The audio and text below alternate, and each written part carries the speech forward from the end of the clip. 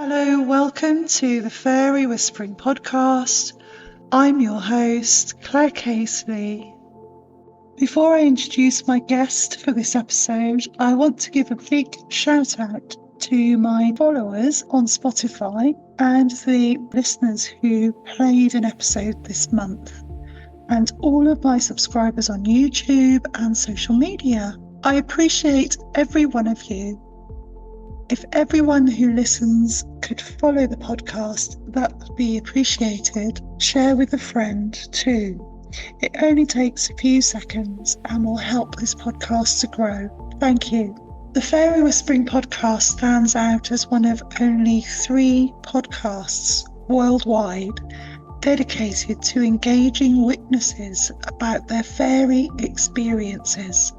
The other 2 are Fascinating Fae with Jim White and Modern Fairy Sightings with Joe Hickey Hall. We all support one another. I recently had a podcast swap with Jim of Fascinating Fae. He shared his incredible fairy encounter in episode 44, Voyage of Illumination. Jim has just released this chat on his podcast, Fascinating Fae, episode 21, My Powerful Purple Pixie. Go and check that out. Jim has added a brilliant introduction to him and his backstory. I highly recommend you listen to his other episodes too, plus Joe's amazing back catalogue on modern fairy sightings. See the links in the episode description for both of these. The podcasting community is friendly and supportive, and I am thankful to my fellow podcasters and listeners for all your support. Other great podcasts have episodes about fairies, and these include Hare in the Hawthorn with Kate Ray and Dr. Neil Rushton, Boggart and Banshee with Simon and Chris. Podcasting is a strange, exciting, and rather lonely pastime. Speaking for myself, I record and edit the podcast in my bedroom and then launch it into the world, and that's it. I produce it myself on zero budget. I spend hours lovingly creating each episode, recording, editing, choosing music, writing the script, a description, and creating social media posts. It can take a couple of days to create one episode. It is a passion project that I fit around a very busy life. You can donate to the podcast on my Buy Me a Coffee page. There is a link in the show description. Thank you. I love hearing from my listeners. If you have an experience to share, you can contact me on Instagram or Facebook at Fairy Whispering. Send me a voice note on my Spotify podcast page or Twitter, the Fairy Whispering Podcast. Now, on to this episode. My guest for this episode is Emma Welsh. Emma appeared on episode 21 of the podcast, Goblin Market, where she shared some of her childhood fairy experiences. After Emma and I had finished recording that episode, which was about a year ago, last June 2023, Emma said that she had something else to share, and I asked to record it. And I asked to record the experience, but I didn't share it publicly at the time. Emma's experience that she shared with me was so amazing, it literally took my breath away. And I wanted to invite her back on the podcast to spend a bit more time talking about the experience and some other experiences that Emma has had with fairies. I'm really thankful to all of my guests I have on the podcast for sharing their experiences so bravely, and to speak about fairies and fairy experiences openly is very brave, it's very courageous, and in my mind, the guests that I've spoken to are warriors in leading the way in speaking more openly about fairy experiences. So I'm really thankful to them, and I'm really thankful to Emma for coming on and sharing her experience with us. Emma shared her experience of a time slip, which in fairy lore is also called being pixie-led. There are stories in fairy folklore of people being led away by the fairies, only to return to the human world and find that many years have passed.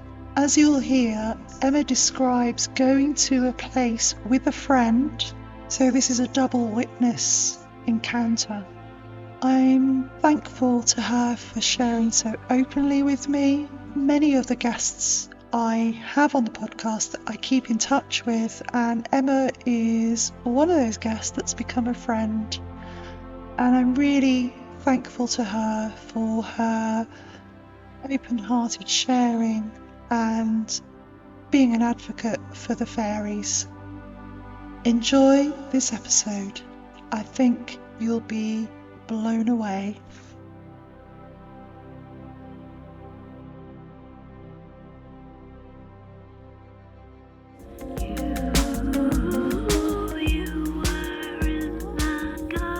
The Fairy Whispering Podcast explores guests' encounters with the other world of fairy and ways of connecting with this realm.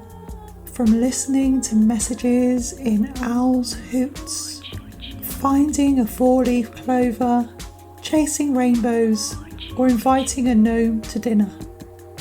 I'm Claire Sylvan-Wand, a fairy whisperer, researcher, and your guide on this journey. Take my hand and step into the twilit woodland, where they are waiting to meet you. Welcome, Emma. Hello. Hi, welcome back. Back on. It's really lovely. Thanks for your time. Oh, thank you for having me. It's always lovely to talk about fairies, so thank you. Yeah, and we were just saying before we came on what a magical time it is, and 'cause we're just a few days away from midsummer, summer solstice, which is traditionally one of the times when fairies are seen and they come out and people see them.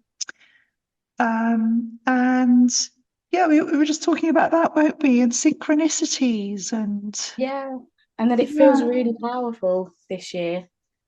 I think the Fae energy is really strong this year when I'm out and about.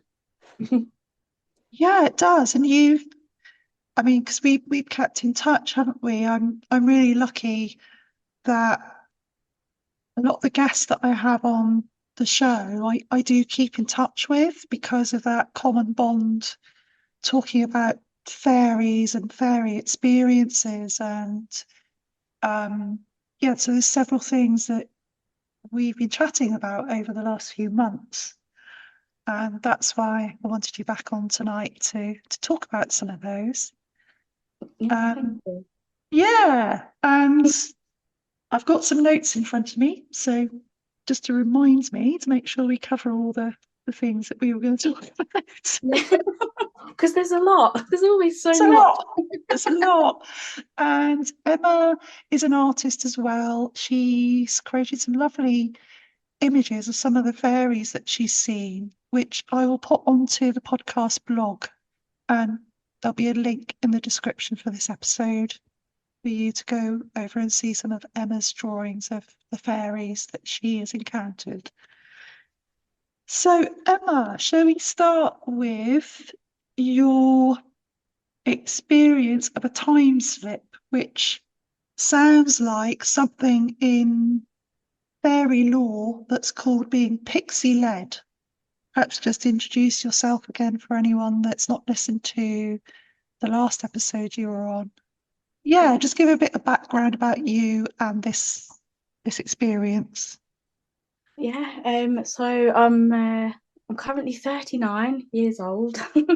And I've just always been quite psychic, very intuitive, and sort of growing up in Kent. I now live in the northeast of England.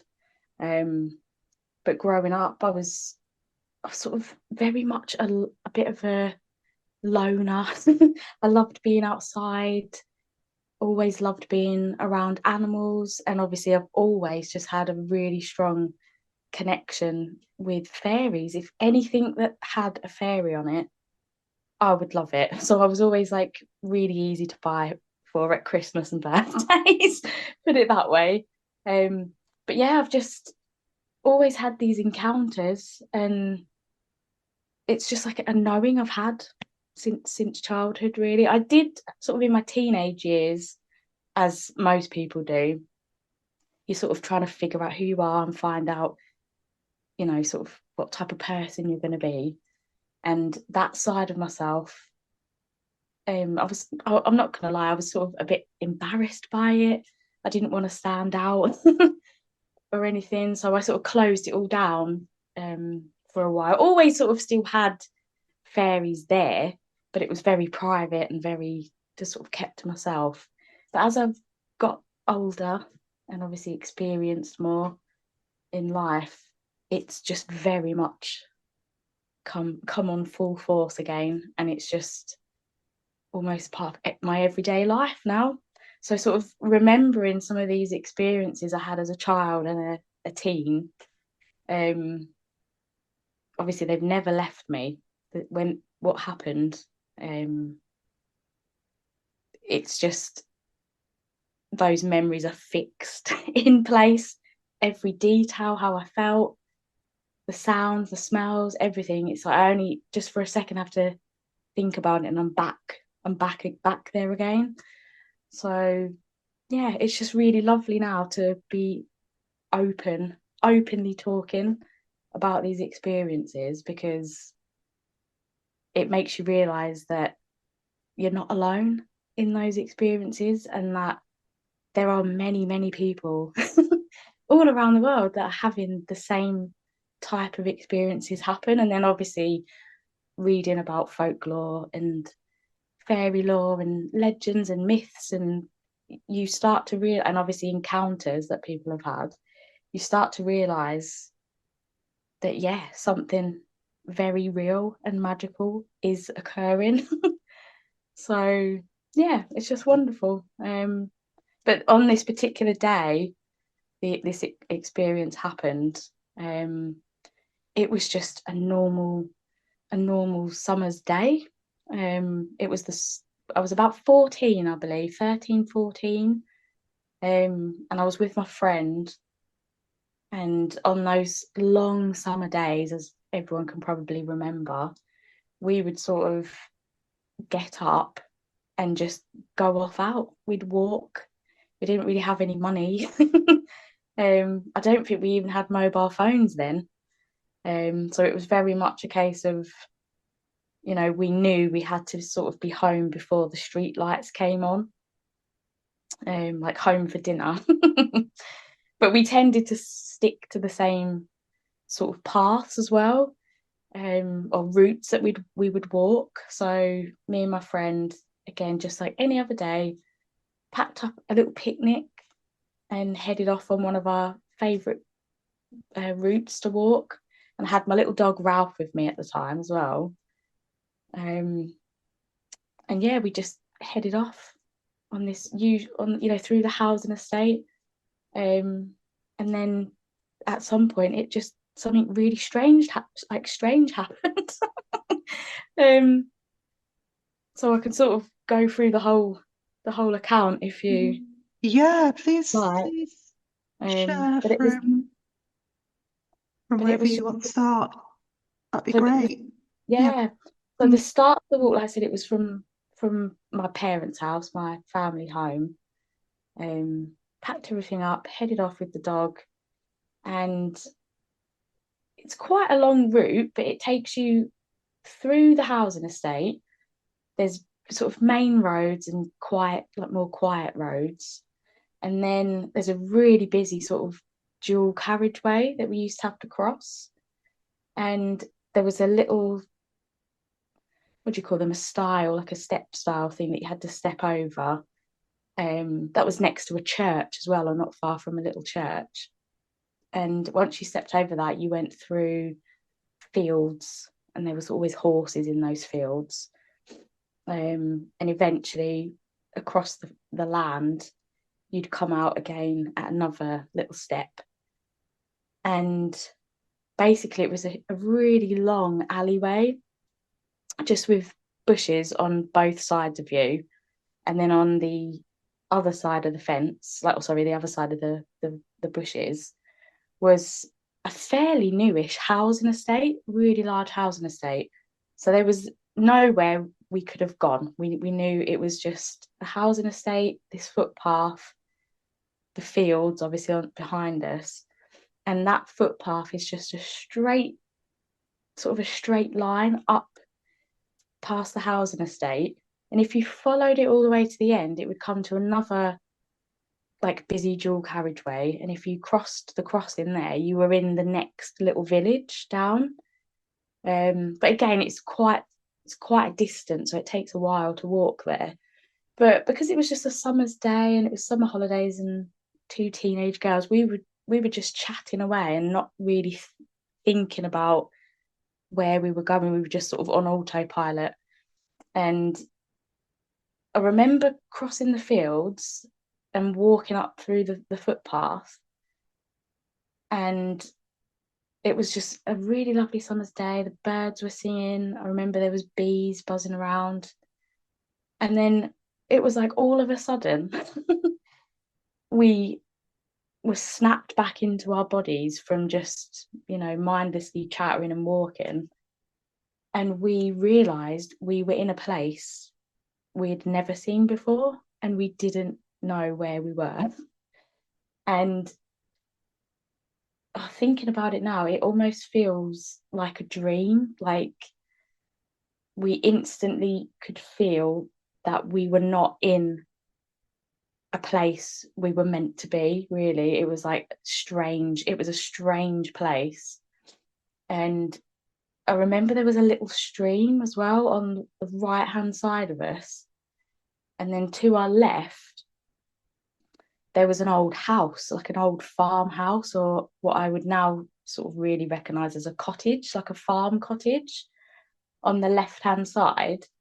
And sort of to the left of the cottage, dotted around, because it was really quite barren looking grounds. It was very, everything was brown and orange, I remember, like autumn time. But to the left of the cottage, there was loads of little white bee boxes. And then obviously to our right hand side, an apple orchard. But completely barren. There was no leaves on the trees, obviously no fruit or anything. And it was silent there as well. That's probably the biggest part that I remember from the orchard area, was how silent it was.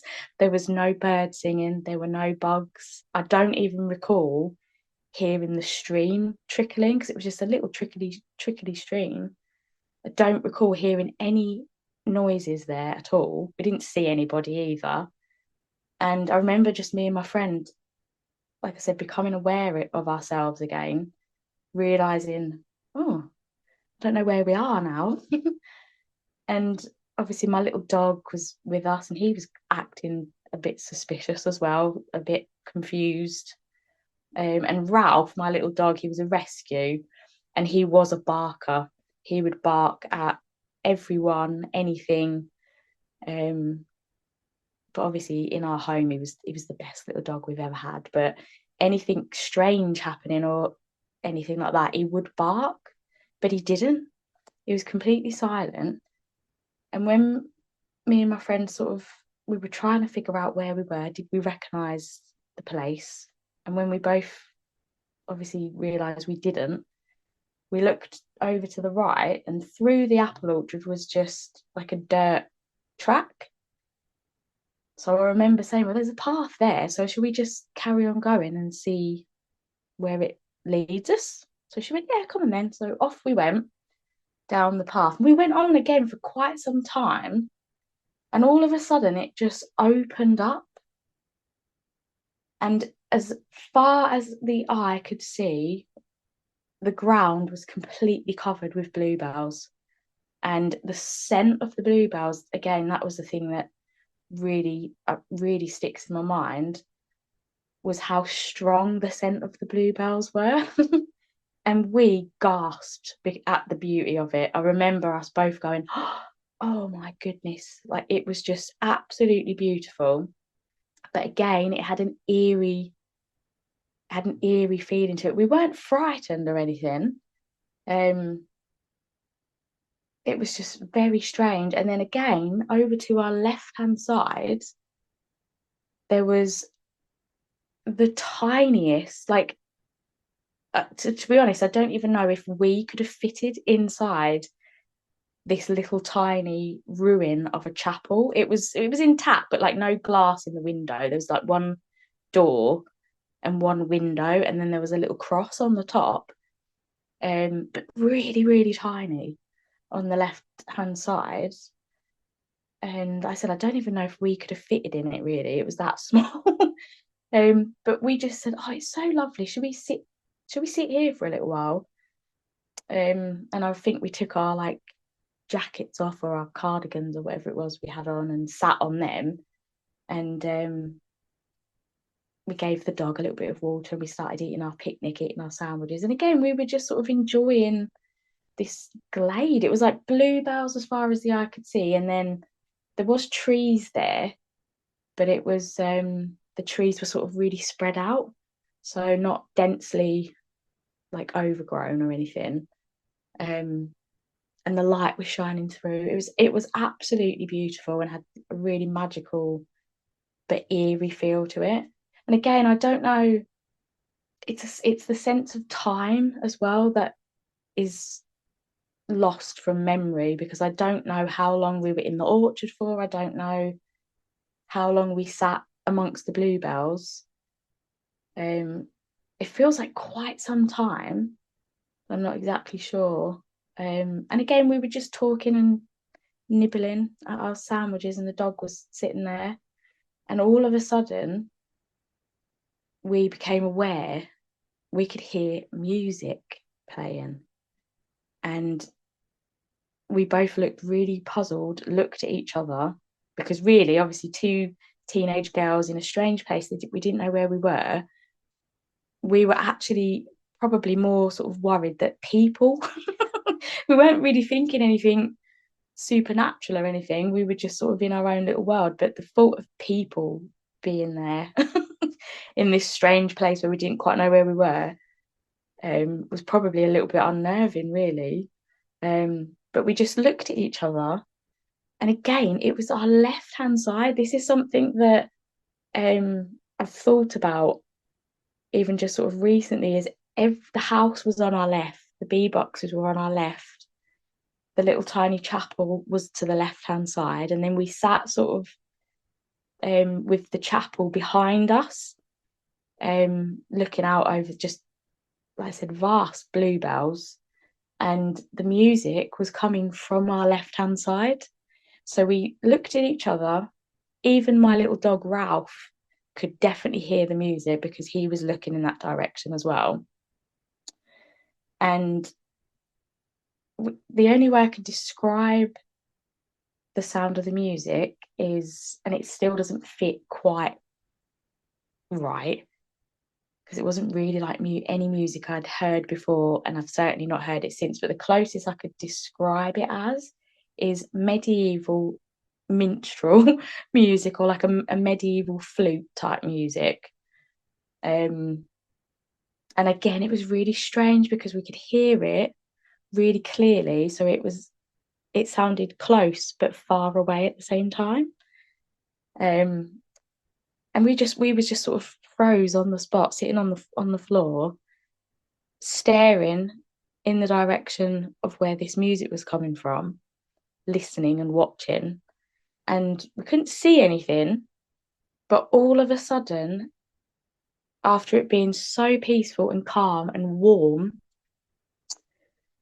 a cold wind got up, and it was so strong, the wind, and it was like it was blasting us straight in the face.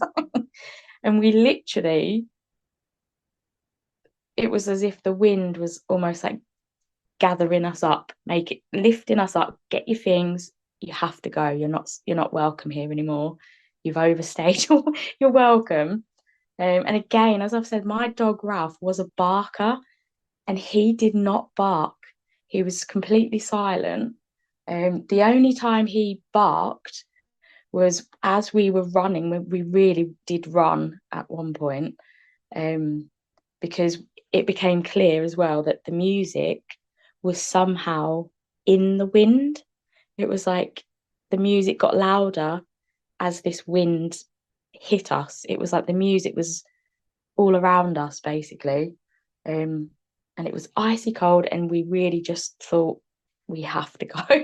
So we did. We gathered our things and ran, and I think we did probably let out a little scream or two, as we were running back through the orchard. And I think that's then when my dog Ralph did bark a little bit as well, when I screamed, because he was very protective of me. And that's all I remember. Is I just remember running back to the orchard. Somehow we just ran back, and we got back onto the footpath, and we ran and ran and ran until we were almost home, I think. Because it frightened us. We were just, I think, very confused and puzzled, as to what had actually happened. But when we did get back to a safe place, we'd calmed down a little bit, I remember us talking about what happened.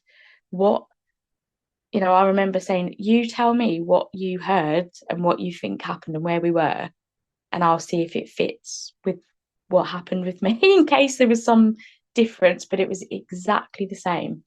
And only on talking about it later, we realised that obviously we'd never seen those places before.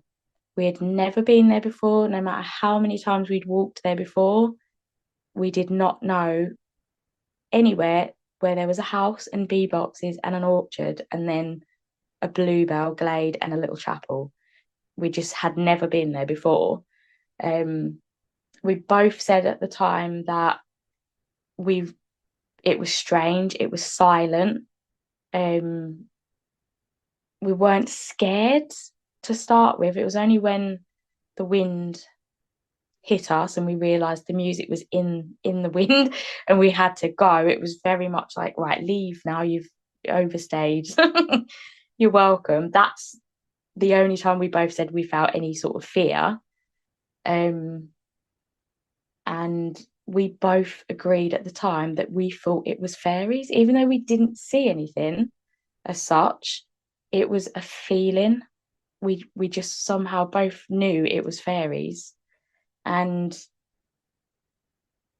we realised as well that it was clearly autumn, late autumn, possibly even early winter in that apple orchard area. But as I've said before, the walk we were on, it was the school summer holidays, and it was a hot, warm day that day. So the season didn't match the place where we were. And then obviously, bluebells come out in May. So there was, again, the season doesn't match.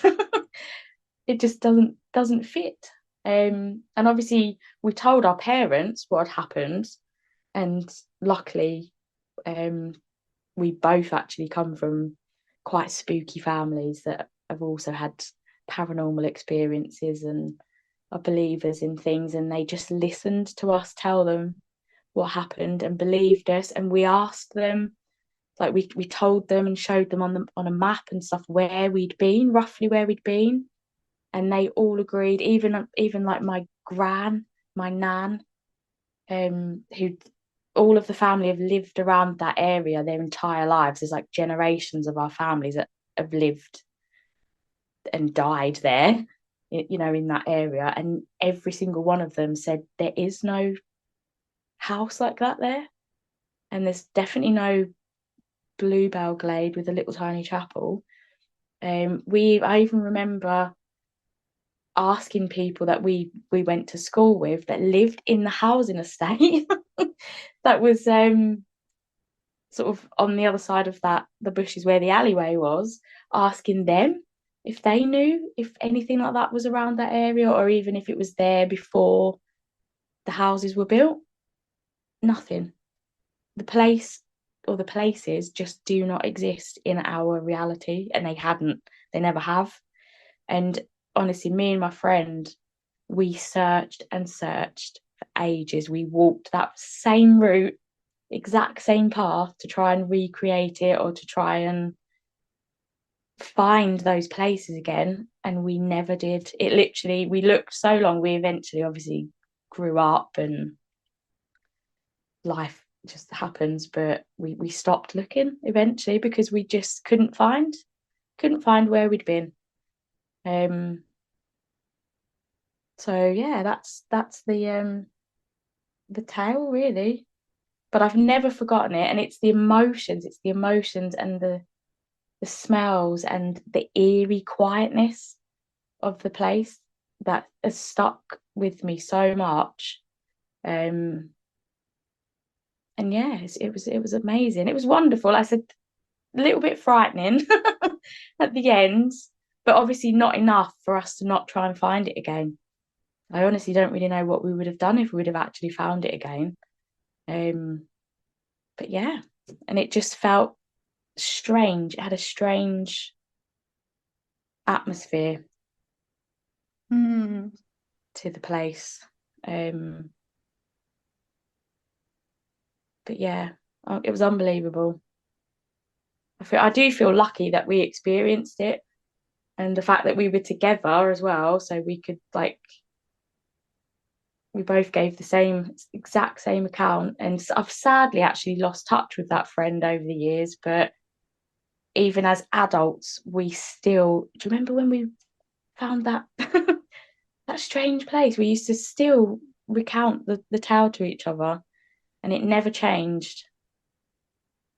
So yeah, don't know if we just accidentally walked into another realm or another dimension, but we were happy. We were really happy and comfortable in each other's presences, and just as teenage girls do, just talking, mindlessly talking about, I don't know, everything and anything. And we were just walking without really thinking about our path, and it was all of a sudden as if we had hit a wall almost, or dropped back in to our bodies, where we just went, oh, where are we? I don't know where we are. So yeah, I hope that was Wow. Yeah. Sorry, I was the just retelling. letting you speak. I'm trying to just listen to people and not interrupt when people are talking. Just so yeah. So if I go quiet, that's why. Yeah. That's why. And I should have. Sorry, I should have let you know that when you're talking, I'm turning off my microphone, so you can't hear me in the background. Yeah. Sorry, Emma, carry on. What were you going to say? I was just going to say, it's almost like every time I stop and think about it again, or tell it, it honestly, it feels like a dream. It's almost as if, I don't know, it feels just like such a wondrous tale to tell. It's like, is that actually real? Is that someone else's tale I'm telling? But I'm like, it actually happened. And like I said, of all these years, I've been amazed actually that something like that occurred, really, to two of us at this, to both of us at the same time. It was amazing. And there's so much to unpack here, and obviously I'm a total convert and believer in fairies, so Yeah, as I'm am I. only I'm only asking so that the questions I'm asking is only so that people listening can have a more of an insight into your experience and just out of my interest as well and connection with experiences of other people I've spoken to and I've read about and the experiences I've had. So the cottage that you saw, the ruins farmhouse cottage, was that small as well? It was quite small, yeah. And I remember it was quite white as well. Like it almost had a bit of a, like a Tudor house where they'd whitewash the walls. It was like Yeah. white like that, and then the bee boxes were very white. They looked old as well, but very white, so they stood out quite a lot. Um, Mm. and the stream, the little trickly stream, went to the like from the back of the cottage, the house. I remember it came out from the back of there. So Oh, I don't remember there being a bridge as such that we walked over. It was just dirt. It was just like the grass. There was no grass, no sort of like undergrowth or anything like that. It was brown with this white house, the white bee boxes, and then barren, sort of autumn or late or like early winter apple trees, but when they've got no leaves on them, but they looked old. It felt very, very old in that particular part. Um, so so just trying so everyone listening can visualize. So there's the house was it a ruin or did it have a roof on it or it had a roof on it. yeah. I'm trying to think. I don't think it had a thatched roof or anything like that. I can't remember sort of specifically what material the roof was, but it had a roof on it. Mm. Um, and glass windows, had windows, I remember. Yeah. Um, and it looked really old. It felt ancient there, but it was white. That was the bit that really stood out about the house and the bee boxes was how white they were, amongst the brown of everything else around us. And there was Mm. no sound. It was almost like, and I've heard accounts like that from Mm. other people as well when they've experienced something similar. It's like a vacuum of sound. There was Yeah. no sound, no birds, no insects, no water running. Silent, absolutely silent. Um, and just nobody, no bees, because there was loads of bee boxes. We didn't count or anything, but there was quite a few bee boxes there, and we couldn't hear buzzing of bees or anything.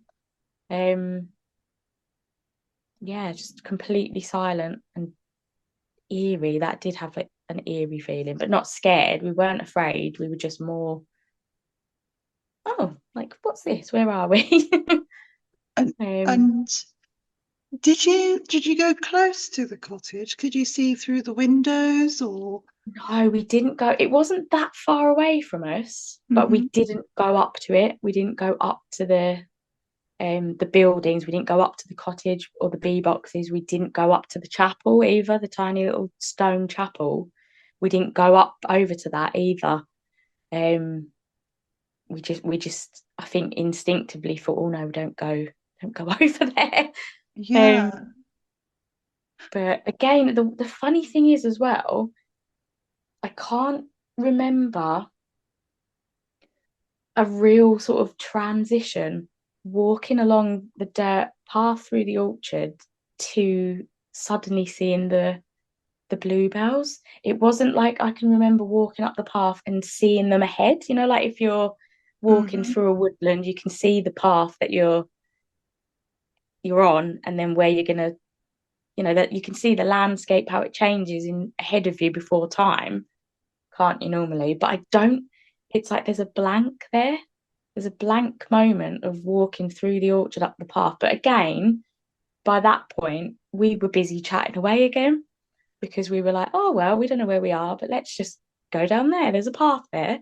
So there's like a tiny little bit where there's time gone again, or there was no sort of transition. We didn't look ahead down the path and go, oh, look, there's bluebells down there. We didn't do that. We just walked. And once again, the same feeling that happened when we were suddenly in the orchard. We were suddenly in the bluebells, and we were back in our bodies again. And absolutely, it took your breath away how beautiful it was in the bluebells. Of it, like, it's still today one of my most favorite things to see is the bluebells out in the woods. And it's so captivating and beautiful, but it's never captured the beauty of that place. Wow. And what was the light like? Was the sun shining, Emma, or is it? Sun was shining, not in the orchard. It was a bit, like I said, it was very, very dark, very still, silent, literally like a vacuum. No sun. It was, the best way to describe that first part is brown. Apart from the white of the house and the bee boxes, it was brown there. And then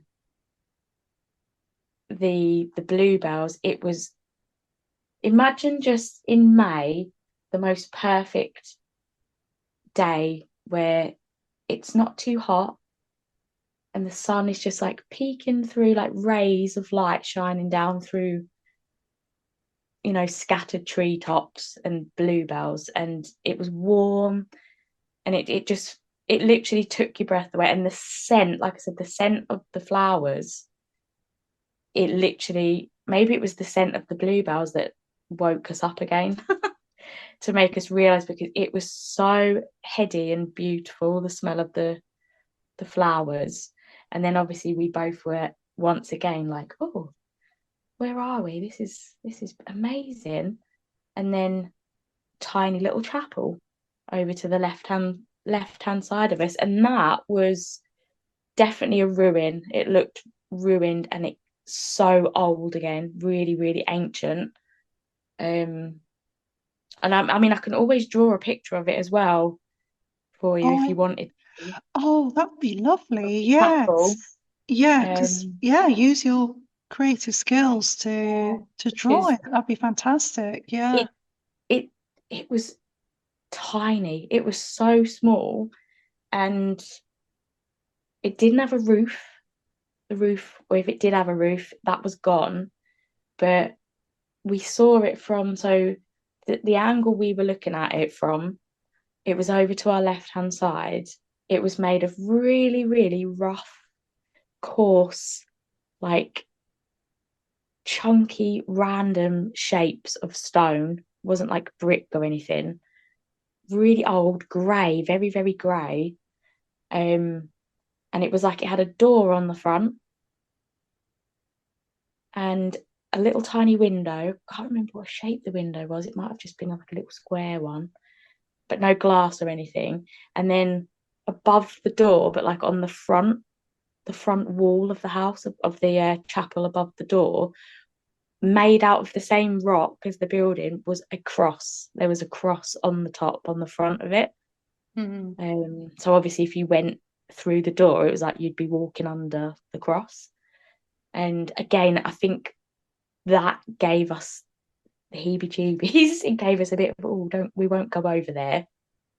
We'll go sort of just slightly to the right and we'll sit here.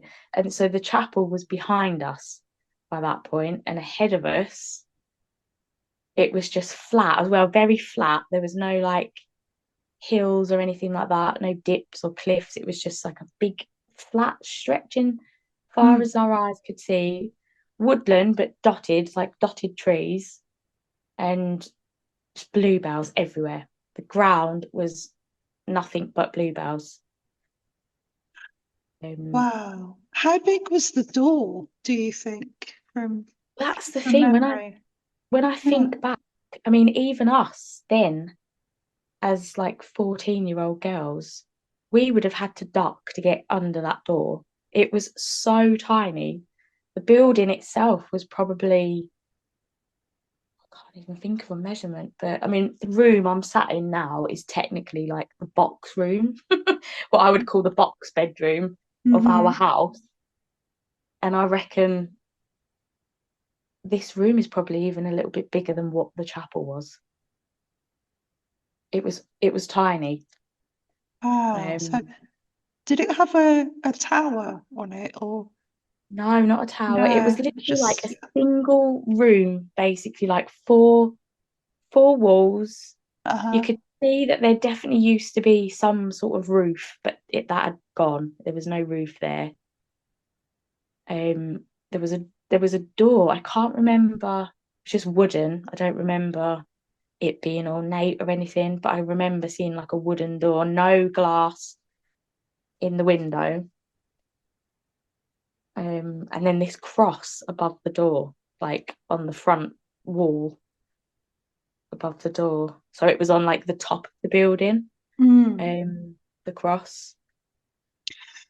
Can I just share with you something just crossed my mind? I don't want to try and interpret your experience, but I've just had this thought because a few months ago I did some research, didn't I, on maps of the area, and I know that there was a big monastery in that area, wasn't there, that no longer stands. Yeah. So my thought is, now this might sound totally out there. What if the religious people, the monks who lived in that area, what if they knew that of this place? Mm. Um, or that place at that time was known to be enchanted. And because there's this whole thing about the church trying to convert people away from the old religion. Um, and I'm wondering, now this might sound mad, but my thought that came to me was that what if they built that little chapel for fairy folk Yeah. to try and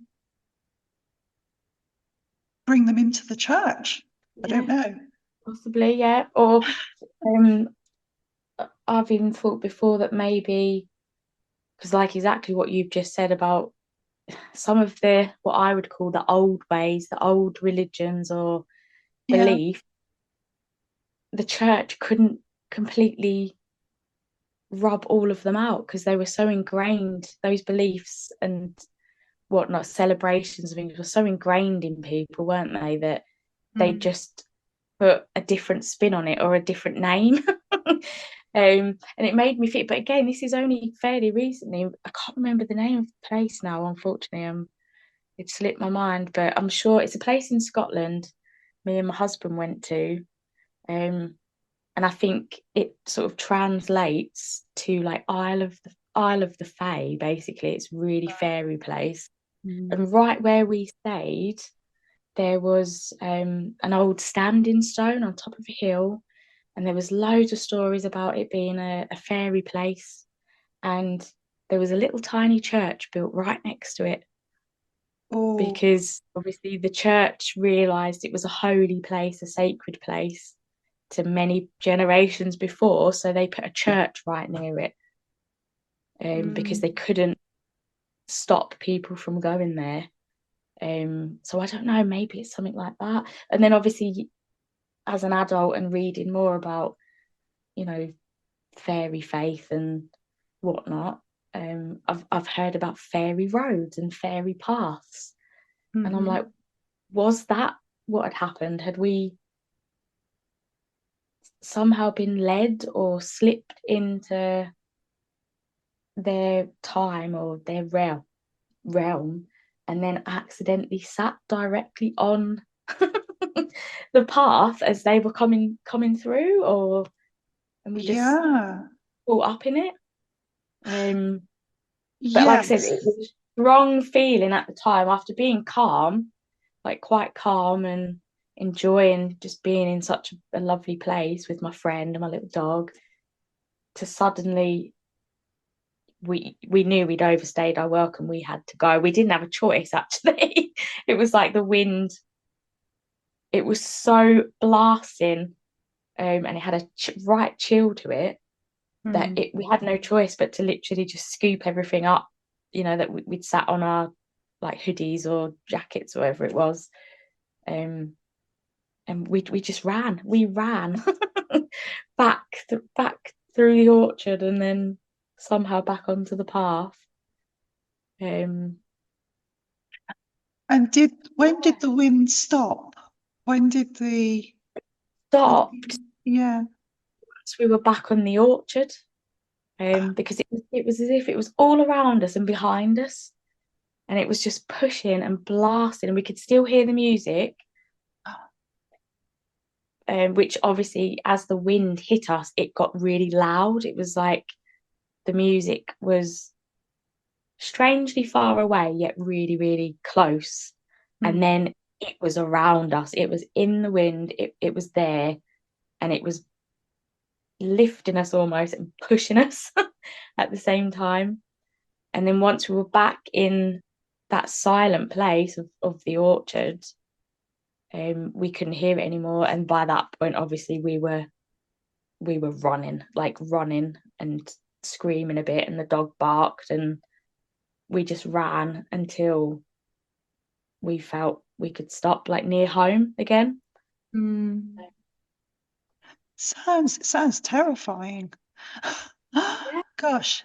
But again, even though that bit was like a little bit scary because we didn't understand what was happening, we wanted to go back there.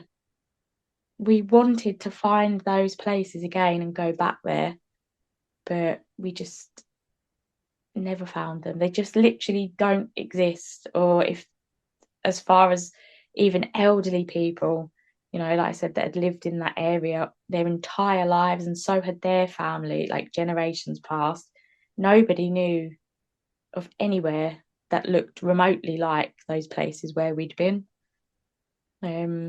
Wow. So from the start, was it all in woodland, or did you gradually walk into woodland with where the house was? Was that surrounded by woodland, the house with the orchard, or did you walk into an orchard and then into the woodland? So there was the little house was to the left. I think there were trees, but they were sort of off in the distance behind the house a little bit. Okay. It was very open. That's the bit there. It was a very open space, so we could clearly see all the bee boxes, and there was definitely a stream, that I think I forgot to mention when I told you that account the last time. But there was definitely a stream that went from the back of the house, and possibly, like I said, under the path. How, I don't know where we walked across. I definitely don't recall walking over a bridge or stones or anything. It was just dirt.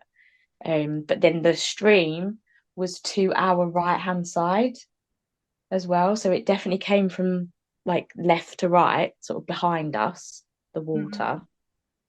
And the apple orchard,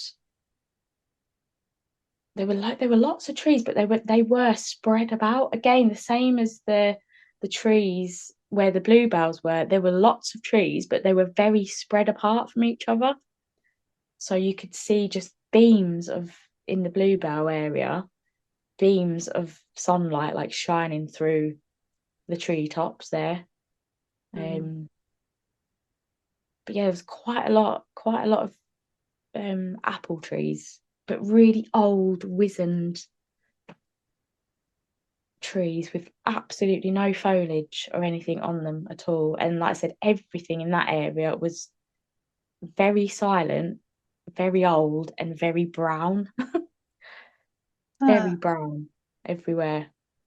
So was it Apart from the white of the boxes in the house, they were really okay? white.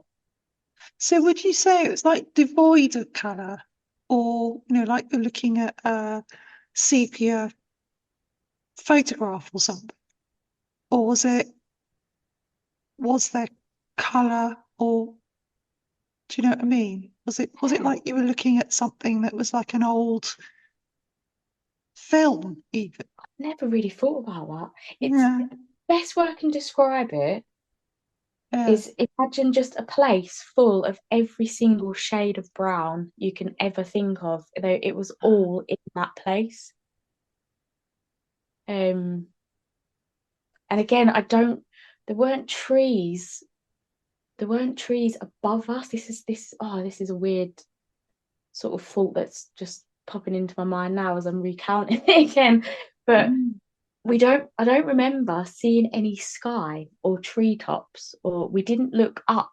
I don't ever recall looking up and seeing clouds or blue sky or treetops or anything above us in either of those areas. It was just we were looking around and ahead of us, obviously, and behind us, never above. But even in that place, when I think about standing in the area where the little cottage was, even above us, I remember it was brown. It was Mm. just brown, but it wasn't like brown overhang of, autumn leaves or anything. It was just one one tone, one texture, almost like flat brown Mm. above us and dirt at our feet.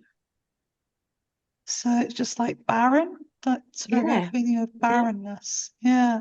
Empty. It had a very empty, eerie, empty feel in that part. And like I said, just no sound at all. It was utterly silent in that part. We didn't hear Mm. anything, we didn't see anyone. And again, not frightened in the least, not scared, just more curious and more confused, I would say. Yeah.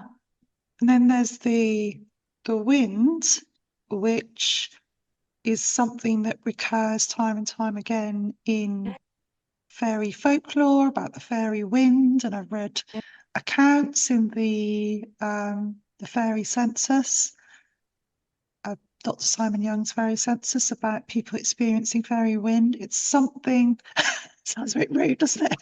Yeah. So, yeah, but it's something that, yeah, I think I even read the story of Thomas the Rhymer, Tom the Rhymer. Yeah. His being taken by the fairies. There was fairy winds that brought him back Mm. as well, I think, if I remember. Yeah, sort of Um, like a whirlwind, with a yeah, whisked away in a whirlwind, which yeah, is kind of like what you're describing, isn't it? This yeah. wind was whipping around you. And like I said, even though we didn't see any, solid beings, they were definitely there, and there was a lot of them as well. That's the thing. It wasn't just like a single force in that wind. It was like there was a lot of them, a tribe, a troop of fairies in that wind, and it was really loud. The music really loud when the wind hit us. Um, If you heard that music again, would you recognize it? do you know what? I don't know if I actually could, not properly, because it wasn't really like any music I'd ever heard before or heard Mm. since. I can't remember a tune or anything, but the closest I've ever come, and my friend at the time, described it as was medieval, but a flute, like a minstrel or playing. Uh-huh. Don't particularly recall hearing any other sounds of instruments. There were no voices or singing or anything like that either. Um, it was otherworldly. That is definitely.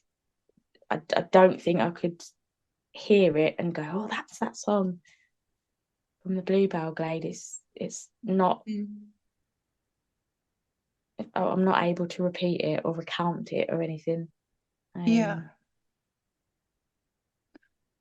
And that, yeah, you said something about the feeling it was fairies, and I know what you mean by that, because once you've anyone that's listened to Emma's episode, not listened to Emma's episode, go back and listen to episode 21 where I spoke to Emma about some of the fairy experiences she's had. But this feeling that it was fairies, do you think that came from having had other fairy experiences and I relating mean, it to that?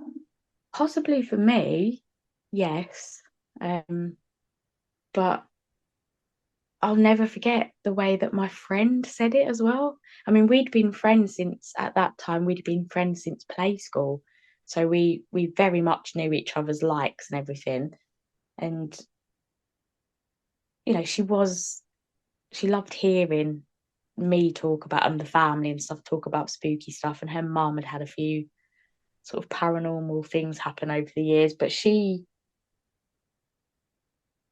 never spoke about anything like that, it wasn't like she had a love of things like I did. So the fact that she, without me sort of putting it in her head first or anything, for her to come out and say that,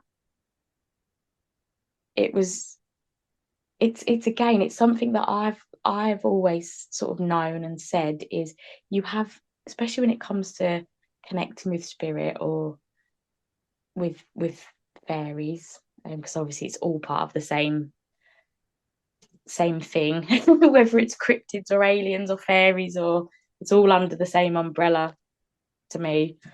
I see lots of similarities in all of these experiences, really.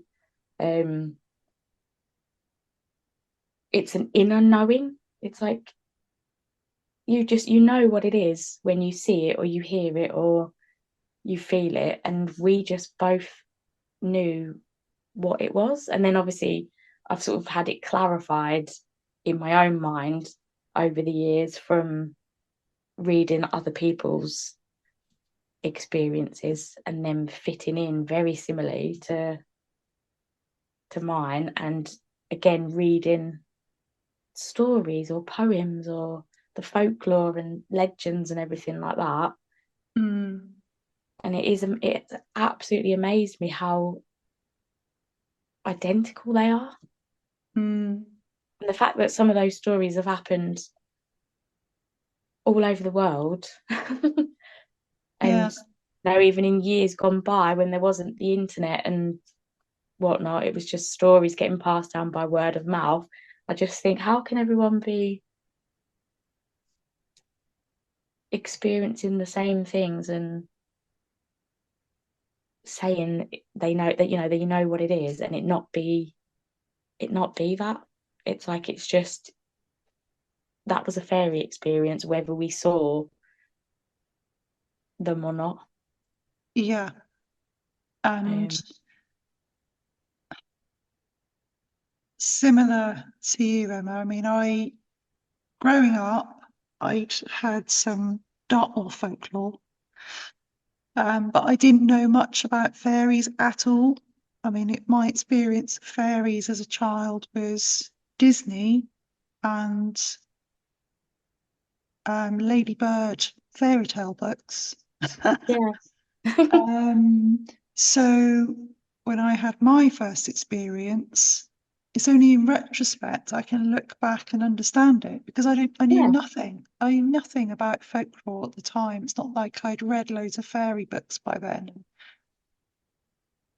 it was just, so it's only in retrospect, isn't it? We can understand these experiences. And like you say, once you read some of the folklore, like I've been researching pixies for my book, and you begin to understand that, okay, this is probably an actual experience somebody has had, and then it's repeated and repeated by other people because it's something real that somebody has experienced. So,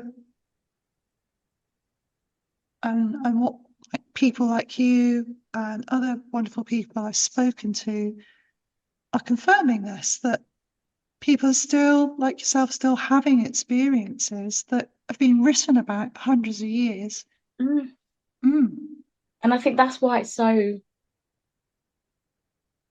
wonderful that you're doing the podcast. And I know there's obviously a couple of other podcasts that I listen to, and I just think it's wonderful to be able to talk about these things more openly and share with, you know, your stories or accounts with other people, because like I said, it's sharing it and hearing other people tell their experiences. Well, actually, I saw the same thing. I experienced this, and it, like I said, it even though you know yourself, if you've had an experience like that happened, but hearing other people, you know, say the same things, it's like it clarifies it in your own mind. It makes you appreciate it more, that yes, that actually did happen. And it had to be a real thing, because look, someone else years apart in a totally different place has had the same thing or very similar thing happen. And I've always sort of said these legends and myths or folklore, they have to come from somewhere. And I think maybe people, you know, were having these things happen and they've been called fairy tales or whatever, when really it's actually been real things happening to real people. Yeah, and You know, like we didn't understand before. So that's why I think it's important to share, really. definitely is very important. And people like yourself, other people I've spoken to, other podcasters like Joe Hickey Hall and Jim White. Joe Hickey Hall with Modern Fairy Sightings podcast, shout out to her, and to Jim White with Fascinating Fae, and lots of other podcasters that feature fairies on some of their episodes about them. We are all being advocates for the Fae, and I really feel that they want, you know, they're coming forward and they want to be heard, you know, that they are a reality. Yeah. Um, And they yeah, always have been. They always have been. I think the world is quite a turbulent, uncertain place, isn't it, again at the minute? And I just think by us talking about them and sharing these stories, it's bringing them to the forefront again, so they can like help us, really. I think help us. And yeah, they definitely, I do think definitely like that we're speaking about them yes, again, because even sort of like my mum's dad, he was born in Tipperary in Ireland in the Galtee Mountains. And obviously there's, as you, well, as loads of people know, the fairy faith out in Ireland is still actually quite strong today. And they have, out there, they've, you know, certainly from my granddad's family anyway, they were very real beings that they sort of dealt with on a daily basis, really, when they were more connected to the land and the seasons. And I mean, there's a few stories I remember my granddad telling me of things that happened to him out in Ireland. And even like a puka story once as well. So it was very much there for them, not the Tinkerbell type fairies that came later. Yes, and that's a point I wanted to make as well, is from, going back to your experience and sensing those fairies around you, and my sense is that they are very much warriors. They're not these sparkly tutued beings that are portrayed in some films or Yeah, storybooks, that they are warrior beings. They're very strong, determined. They can be very scary. yeah, they can be quite Yeah. dark or light, but it's just like nature. Mm, Nature can be destructive, but yet it can be beautiful and gentle, can't it? It's just they're part of that to me. So obviously, yeah, it makes sense that there would be potentially darker forms that they take, and then lighter ones as well. And almost like I always think of how varied the life on just our planet is. So obviously, I think Fae, they're going to be almost like different species, varied what they would look like and how they would behave and things. So yeah, they're very much like that for me anyway. Obviously, I can only really speak for myself, but yeah, they yeah, can well, be a sorry, Emma. Oh. sorry, I was just they can just be sort of like a mixed bag, the same as us. We're all individual and don't always like the same things or look the same. And I think it's exactly the same for them as well. Hmm. And I just want to pick up on, because I know you've got some. Are you okay for time? Yeah, yeah, Yeah, absolutely. and energy and things.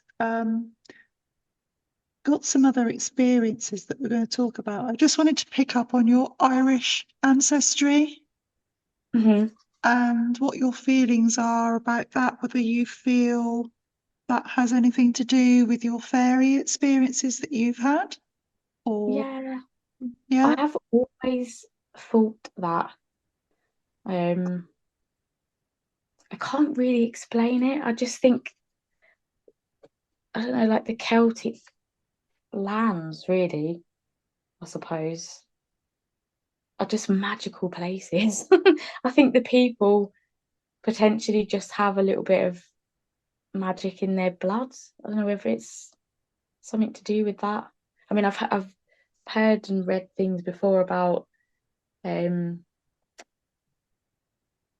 people, you know, having children with fae beings, and then there being people with actual fairy blood, whether it's lingering effects of that, who knows really. But yeah, I very much feel that my mum's side of the family, we've all got a touch of, yeah, magic in our blood, and we see things and hear things and we just know things sometimes. And whether it's, I mean, I've had dreams before and then it's happened, even as a kid, whether it be just something really small. Like I remember once having a dream about a baby tiger being born at a zoo, and I could see the TV really clearly, see the baby tiger, see the presenter, everyone. And then I went downstairs that morning and my mum put the telly on, and there was this baby tiger that had been born, and it was identical to what I'd seen in my dream. Um, Wow. it's just little things like that. It's just this knowing. Um, and I think, yeah, I definitely think there is some connection there to the Irish ancestry. But I haven't sort of investigated it more than that. really. And there's the other aspect as well, because the more I speak to people like yourself, I do feel that there is this aspect that the fairies choose who they're going to communicate with for specific reasons. And some of those reasons might be just to do with being an open-hearted person, kind, sensitive, and also perhaps willing to talk about the experiences, though I know there are many people that don't want to publicly talk about these experiences, but that's why I've got this podcast, because I just want to contribute more to people being more open about these kinds of experiences. Yeah. But yeah, what are your feelings about that? About why fairies want to communicate with us, and if they're choosing specific people to do that through? Well, I think maybe because again, for me, fairies have always been there. And throughout history of mankind, they've been there. Whether it's just lingering in the background, we might have forgotten about them a little bit, or sort of changed. I know sort of sometimes people feel a bit silly, don't they? They feel embarrassed by saying they've seen one, experienced one.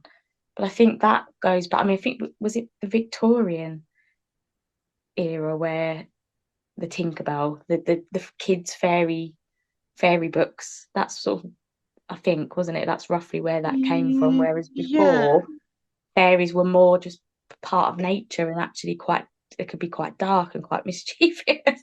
So I think there's still potentially something tied up with that, where it feels childish. It's the childish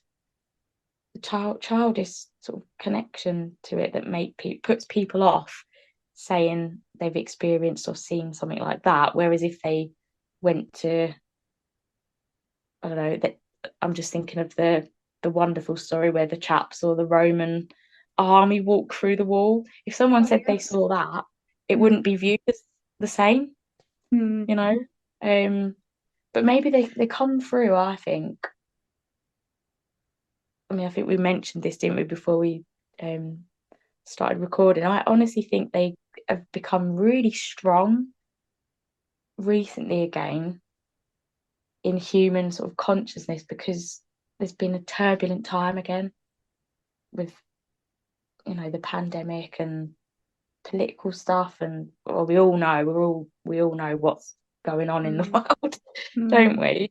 And I just Yeah. think it's they come out stronger, or we the connection we've always had gets stronger again, because they can help us so much. They can help us learn about ourselves and be our true selves. They can help us look after nature and connect with nature, and that really needs all the help it can get off us, really, doesn't it?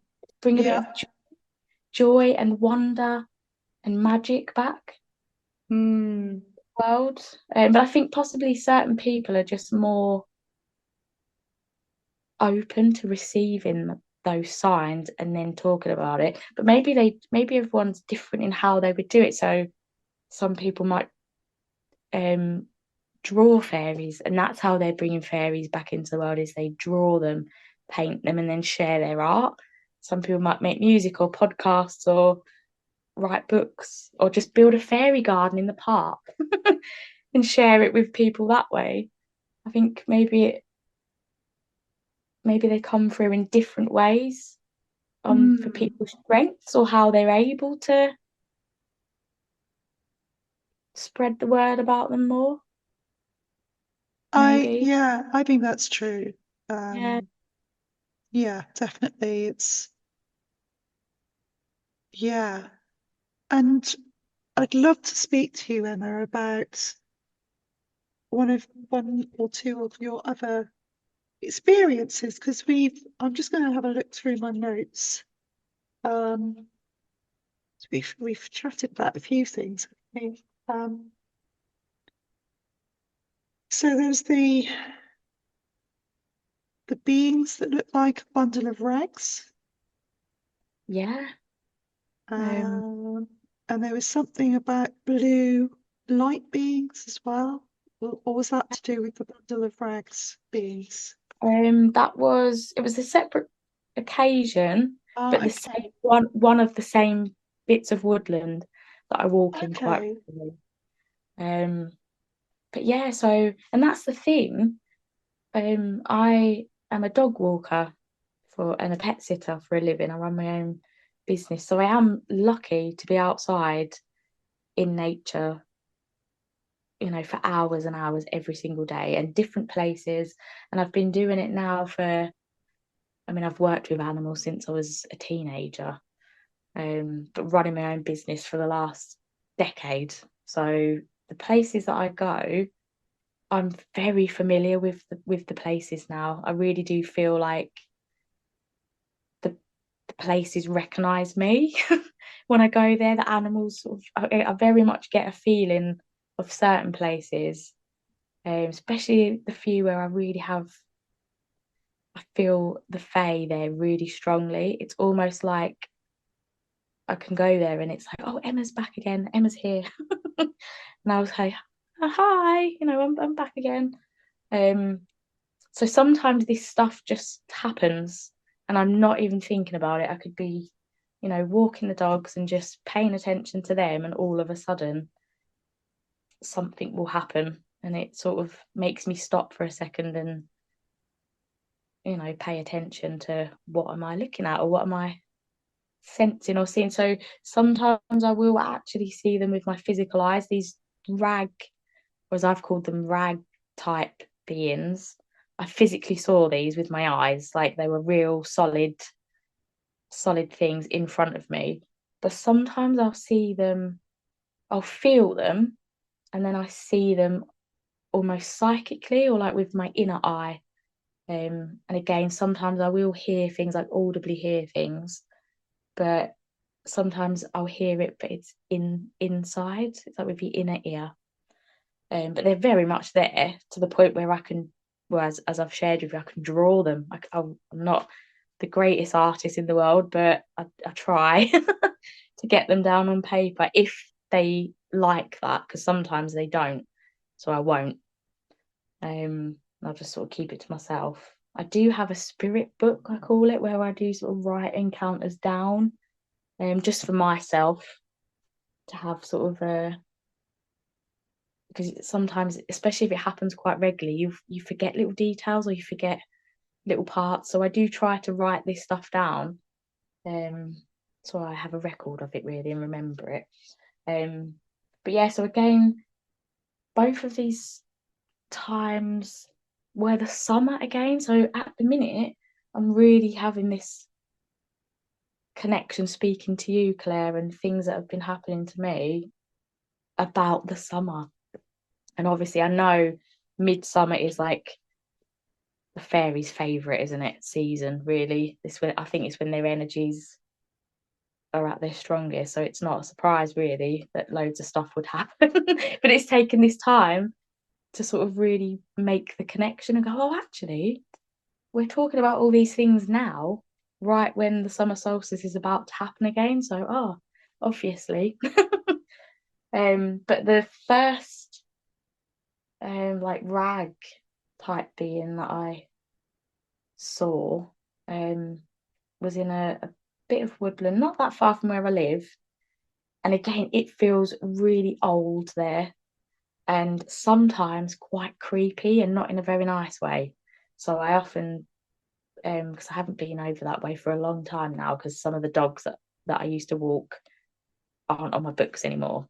So I don't sort of generally go that way anymore. But I was over there at least 3 times a week at this point.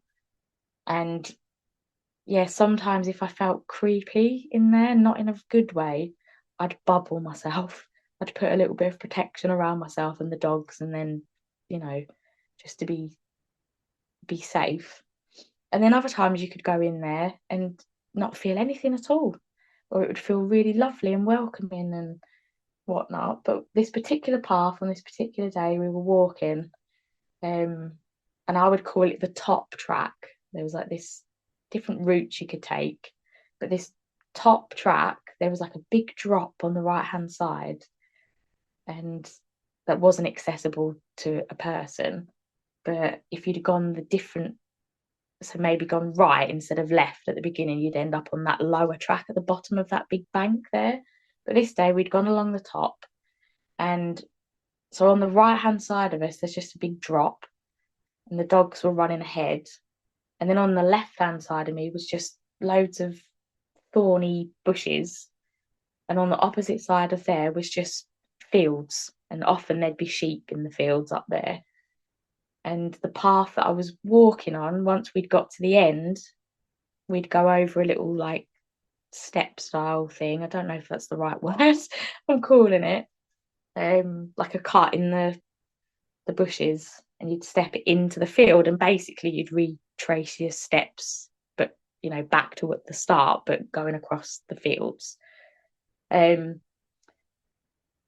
This years, I think, before this experience, I'd come across the biggest fairy ring I've ever seen. It was the most perfect fairy ring. When people say a toadstool ring, and there was clover in there as well, and it was huge. It was absolutely huge, and I was absolutely gobsmacked to come across this fairy ring in the fields, and I just thought I knew there was fairies here. So that again just clarified it. And the funny thing was, when that fairy ring was there, the dogs didn't try and go in it. They went around it. So that was very strange. So again, I'd already had a little bit of a thought about fairies, but there was big time gaps in between. So this day, walking along this top track through the woods, and the dogs were ahead of me, quite a little bit ahead of me. And I wasn't thinking of anything in particular, just sort of looking after the dogs and walking. And all of a sudden, from right to left, a pure white, what I first thought was possibly a Tesco's carrier bag, like a white carrier bag, floated. It wasn't touching the ground. It was, a little bit above the ground. Glided is the best word, but floating across my path, really quite quickly across my path. It went to the left hand side, sort of slightly into the bushes, and then completely vanished. And it was gone. And it was so quick, but it was the way the material that it was made of floated sort of up and down. Imagine sort of pulling a handkerchief through the air, and the way the fabric would go up and down, like gliding through the air as you pulled it along. It made that sort of motion, and it just went from right to left, right across my path, and it disappeared. And I sort of went, oh. And then, just me being me, that obviously quite often experiences slightly strange things, I just sort of accepted it and carried on with my walk. And that was that. And then and that was a few years ago. That was before the lockdowns, not that long before the lockdowns happened. So I can't even remember when that happened. 2020 was it? So it was probably like 2019 or end of 2019-ish, the summer of that year anyway. Yeah. And So, then sorry, Karen. sorry. I was just could I just ask a question before you, were you about to go on to another experience, or? Yeah, just the next one, the more recent, Oh, like okay. rag type thing that I saw, like being. Oh, okay. Could I just So, ask some questions about the rag being that you mhm. saw? Because I think we discussed this, didn't we, in messages, but pixies on Dartmoor have been described as sometimes appearing as a bundle of rags. Yeah.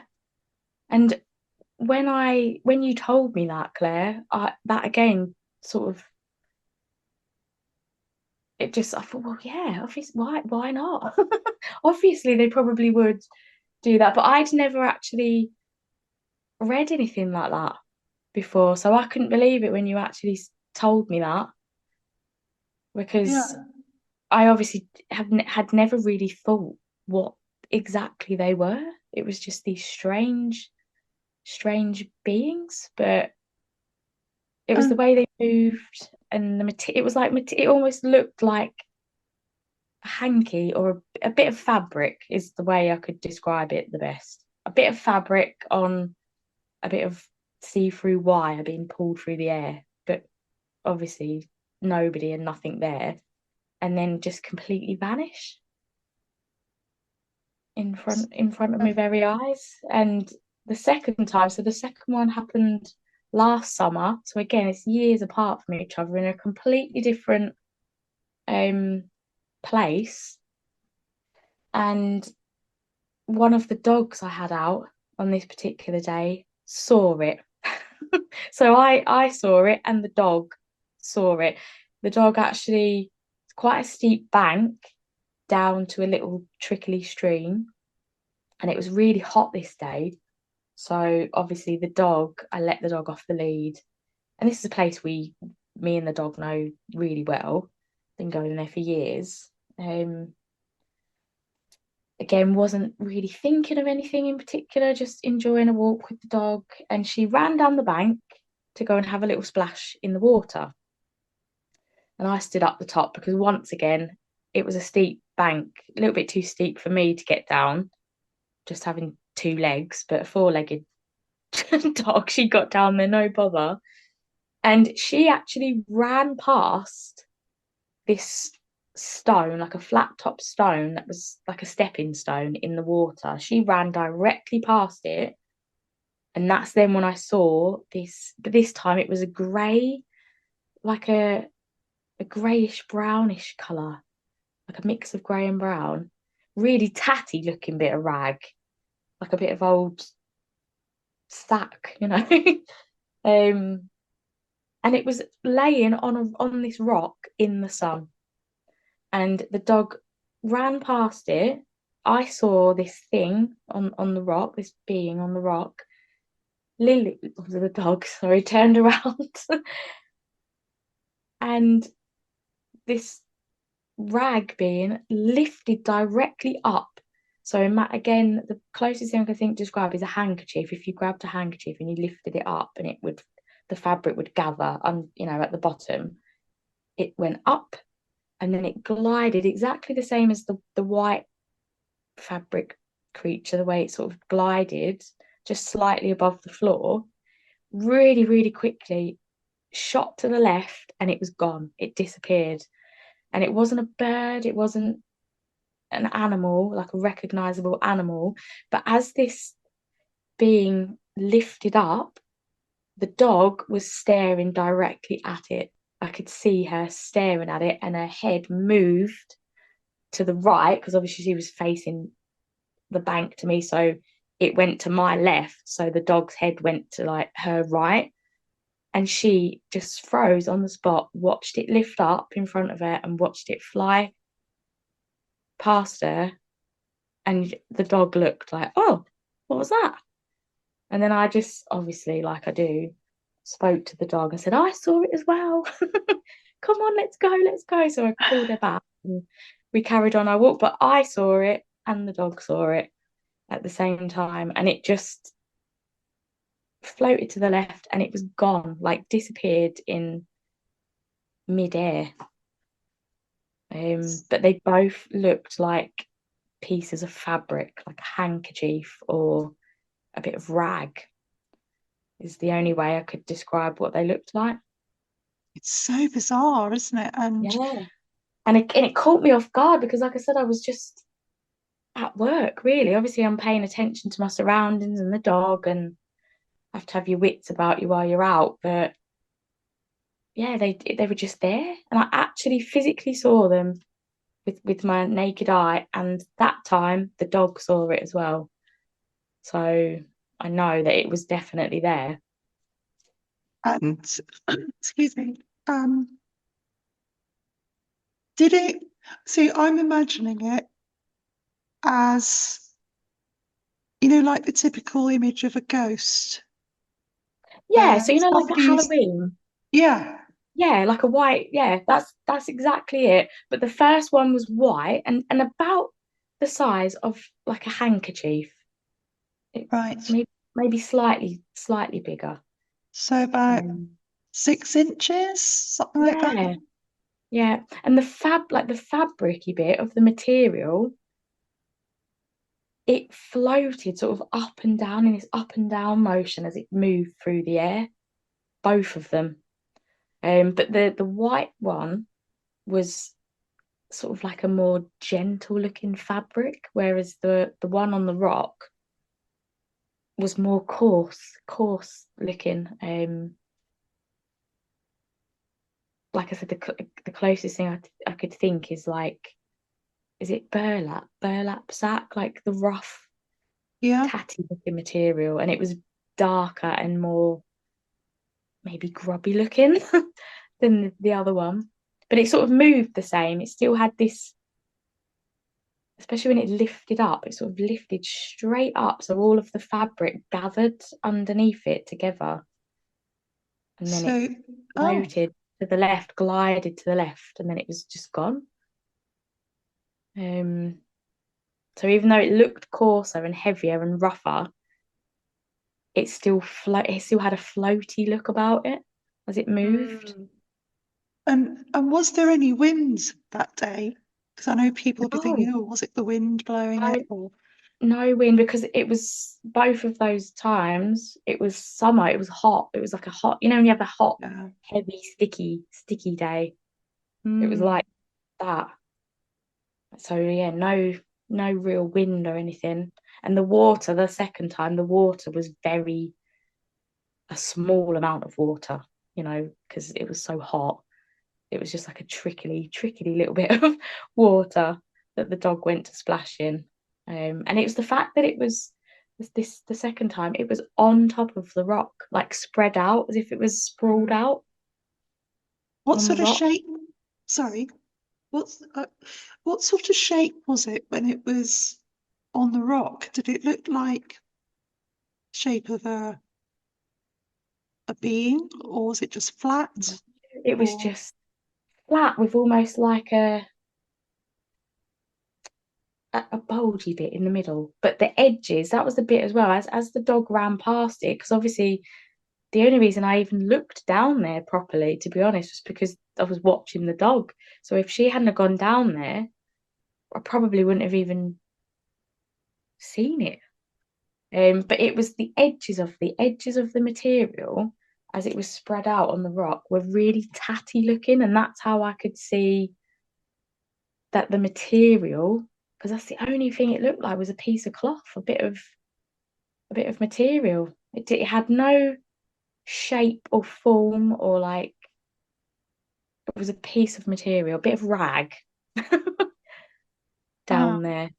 And and obviously because I'm out and about all the time in all seasons, the places I walk, especially after all this time, I'm so used to the landscapes now and how they change and the animals that live there and the sounds, and so I've so often seen a bird with its wings spread out in the heat, mm. things like that. It was nothing like that. It was a piece of fabric, a piece of tatty material, and it was just spread out on this rock, and it was a shock. It was as if we all gave each other a shock. Even the dog looked shocked at what he was seeing.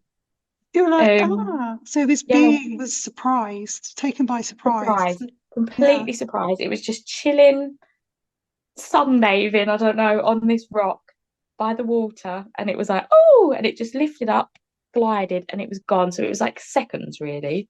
And I had suppose that the first one, the white one, suppose I had a little bit of a similar feeling of that, really, as well, because it was so quick how it shot in front of us. It was almost as if, oh no, she's seen me, and then it was gone.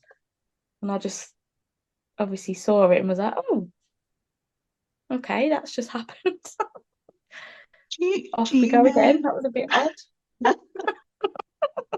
I was just wondering, do you know anything about the history of that wood, or are there any Um, stories? I know they're both very, very ancient bits of wood. The more recent one that happened down by the water, that apparently it's such a lovely stretch of wood, and it's not very big either. It's not very long.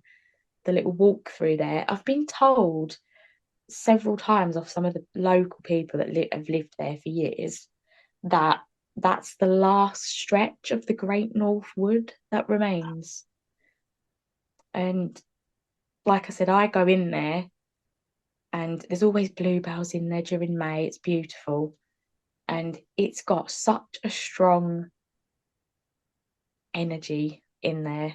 And definitely fairy, because that's the same bit of woodland where I saw the little blue light being in the oak tree as well. Oh, Um, yes, yes. yeah, Love you to share about that. And um, if that's okay, I know we're, yeah, it's absolutely fine. yeah, I'd love I to. love being able to talk about Yeah, it. I'd love to hear about that. I just share a thought that just came to me, and it might have crossed your mind already. Um, what you said about that being the last remaining part of that woodland, and I'm just wondering if these beings are being more forced out into the open because there's less of the woodland for them to Yeah. hide in. And I came across, I don't know why I even went there this particular time, but this happens sometimes and I've always thought this is the Fae doing it because I get guided sometimes to go down certain parts of the woodland or certain tracks that I don't tread, and it's not well trodden paths, and I'll find a bit of rubbish that needs picking up, or I don't know, like there's been several times in that particular bit of woodland where people have caught a tree on fire from the inside. And the last time this happened, I've done a bit of healing to the land there, um, and sort of protection. I've put protection around it and stuff like that. But the last time this happened with a tree, I got this image in my head: the tree's getting chopped down tomorrow. This tree is going to be gone tomorrow because it had been caught on fire from the inside. And I couldn't believe it, but I went back the next day and there was the council chopping the tree down. And if I hadn't have been just guided to go up this bit of path that I'd never been on before, I wouldn't have even known about the tree, being there. So that was really strange. Um, but yeah, I just feel it in there, the energy. There was something not very nice carved into one of the trees I came across. Like someone had carved a really hateful, horrible message onto one of the trees, and I instantly thought the energy of that cannot be in this place. So I just did it again, a little bit of healing, and sent some love and good vibes to the place and protection, because it's precious. It feels precious, and it feels like, yeah, I think they're strongly trying to sort of preserve it in there. Um, so yeah, I'm not surprised. I saw that being in there on the rock, and then at a completely different, separate time, with different dogs. I was walking through there, and as I was coming back, there's on the right hand side, there's a really old, wizened oak tree, and I always love oak trees, and I know the tales of the fairy folk being the oak, so I know that the Fae love the oak trees as well. And this oak tree has got no top to it. It's basically like so old, it's lost all of its foliage, and it's just the bare sort of skeleton, really, of this oak tree with a big hole in the middle. And I had the dogs out, and they were splashing in the stream that's down that little bank. And I just for a second thought, oh, I need to sit here. And I sat on the roots of a tree that were bare, sort of sticking out of the side of the bank. And it was the perfect fit for my bum as well, the shape of this tree root. So I just sat down for a second and I was just sort of looking up at the trees and admiring the place. And the birds were really, really singing. And this was in the springtime, just gone. And I just looked ahead, and in the hole on the oak tree, I could see this blue light. It was like electric blue, but with a silvery sparkle to it. And it was just in the hole of this tree. And for several minutes, I watched it glow. Like it was like pulsating, is the word. Like it would get brighter and brighter and brighter. It would really, really bright. And then it would slowly dim down again. And then it would get really, really bright. And it just did that like several times for literally like a couple of minutes or so, until it just, on like one of the times when it was slowly, slowly getting dimmer and dimmer, it just faded away and it was gone. So I've just always called that the blue light being, because it never took any form as such. It just stayed as this electrical blue, but with this silvery sparkle to it, light. And it was just in this really, really old tree. And yeah, and then it was gone. So I don't know whether I'm just thinking now as I'm telling that story again, if that was like the spirit of the tree passing. Like it's just literally like the bare bones basically of an old oak tree. Must be hundreds and hundreds of years old. But it was wonderful, really lovely. And then once again, I just sort of, oh well, that was lovely. That was really lovely, and got up again. But again, I felt like, why? Because I never normally sit down when I'm out dog walking and at work, and I just walk with the dogs. But for some reason that day, I thought I have to sit here. So it's almost like when this stuff happens, it's because they want me to see that. I'm supposed to stop and see that. They want to show me that. So yeah, I just always listen as much as I can to that inner guidance like that. Yeah, that is so important. That is really key, what you've just said about listening. And I feel this is part of the message from the fairies, that they want us to slow down, pay attention to what's outside the electromagnetic interference that's going on with our mobile phones and mobile phone masts and all of that, and psychic interference as well, because it's when, like you did, when we go to these places that are pure, untouched, natural, that's when we are open channels to receiving this really important information, as many people from the past and still Aboriginal peoples around the world, they know this. It's just something that we have forgotten in the Western world, and some of us are starting to wake up to again. That's it. That is it. Yeah. And it's really, I think it's really sad that obviously technology does have obviously many uses. It's a wonderful, amazing thing, really, but we need that connection. We're part of it. We're part of nature, the land and stuff. And I think that disconnect, it's not good. I think we come alive. I certainly do anyway. I've never really lost that sense of wonder in the world. And, you know, some people sort of laugh, but in a lovely way, because I'm still so amazed when I see a ladybug. Isn't that just absolutely wonderfully amazing that a creature like that exists in the world with us? But I noticed the ladybird, and I've seen numerous people just walk past and not notice it at all.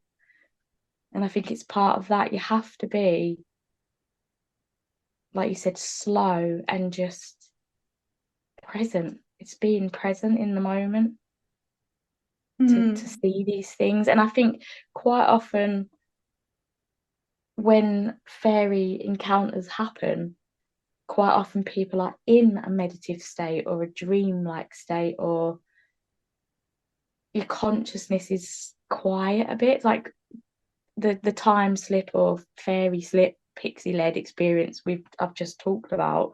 Me and my friend were obviously we were chatting, we were busy chatting away and talking about stuff, but we were so comfortable and at peace and relaxed, and obviously not really, I suppose, aware. We were just on autopilot going. So again, maybe that's like a little bit of a dream type state. I often have experiences at night or when I'm half asleep or in dreams. I have visitations and stuff in dreams as well. So there's something about being in that state of mind opens you up to be able to actually experience them things and pay attention to it. Yeah, I totally agree. And I how you I'd love to hear your thoughts on this, but I've said this before on the podcast to another guest. When I don't have a unusual experience, I really panic sometimes. I miss it. I think, oh, does that mean I'm never going to have an experience like that again? Mm. But it always happens when you're least expecting it. I find it kind of just sort of creeps up on me. And then Yeah. all of a sudden, I'll have a strange dream, like I was telling you at the beginning, or a synchronicity, or a friend will send me something to do with fairies, and I'll be like, oh, right, you're still there then. Yeah. That's exactly like I say, it catches you off guard, doesn't it? It makes you suddenly go, oh, hello. You're Yeah, there then. I see you. I'm paying attention again now. Because it's easily done. It is easily done where life just happens and you get caught up in the day-to-day stuff. Like yeah, sometimes, don't we? We all do it. we all do. Um, It's part of being human and dealing with yeah. human struggles and things that are going in our lives. But like you were saying, I think that's really precious. And I resonate with what you just said, holding on to that sense of wonder that we have as Yeah. children. And in some parts of the cynical side of the world, um, which I think is quite sad if, people are, I know we can all be cynical and judgmental at times, perhaps when life's not going well, but to live in a very sort of cynical way, I think it's quite a sad way to live, Mm, unhappy way to live. I'd rather be open-hearted, open-minded. Um, and if people think I'm a bit gullible, fair enough, because I don't think that about myself. I feel I'm a very grounded person, mm. in touch with the world. Yeah. But I'd rather live be in touch with that sense of wonder and Joy.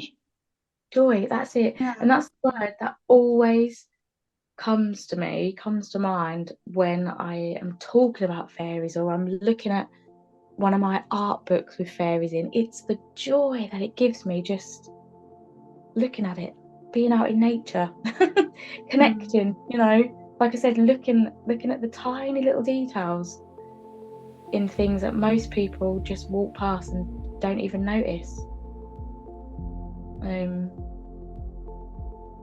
And I just think, like I said, the world can be so heavy and dense, and I just think the fairies, it's not always obviously, but they can bring in that sense of lightness and fun, and to not take yourself or take things so seriously sometimes.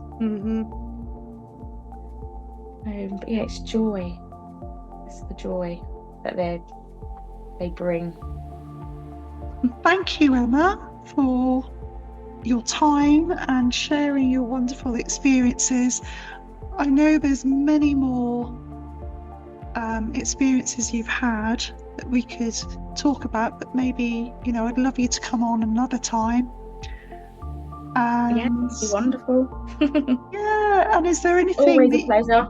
Yeah, it is. It's just wonderful to have you on. You're such a lovely person and very open-hearted and warm and genuine and authentic, and I'm sure people will get that from listening to.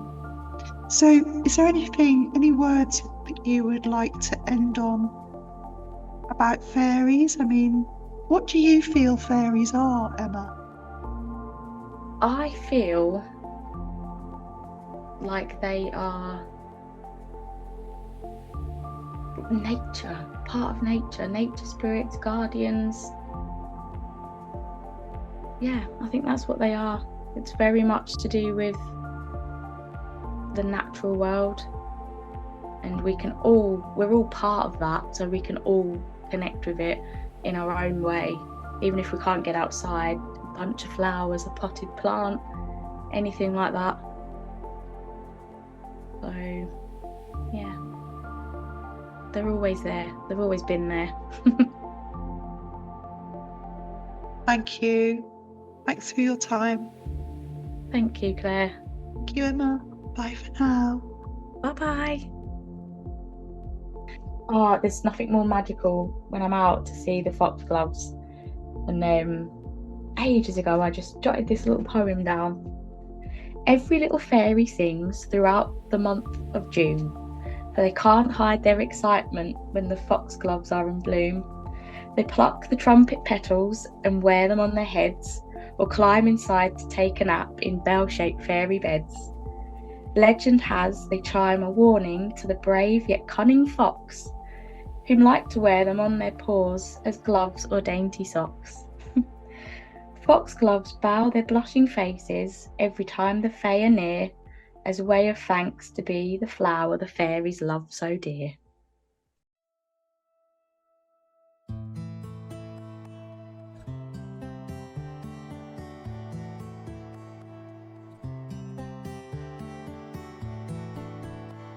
Because it became clear as well that the music was somehow in the wind. It was like the music got louder as this wind hit us. It was like the music was all around us, basically. And it was icy cold, and we really just thought, we have to go. So we did. We gathered our things and ran, and I think we did probably let out a little scream or two as we were running back through the orchard. And I think that's then when my dog Ralph did bark a little bit as well, when I screamed, because he was very protective of me. And that's all I remember. Is I just remember running back to the orchard. Somehow we just ran back, and we got back onto the footpath, and we ran and ran until we were almost home, I think. And we both agreed at the time that we thought it was fairies, even though we didn't see anything as such. It was a feeling. We just somehow both knew it was fairies. the place or the places just do not exist in our reality, and they never have. And honestly, me and my friend, we searched and searched for ages. We walked that same route, exact same path, to try and recreate it, or to try and find those places again, and we never did. It literally, we looked so long. We eventually obviously grew up and life just happens, but we stopped looking eventually because we just couldn't find where we'd been.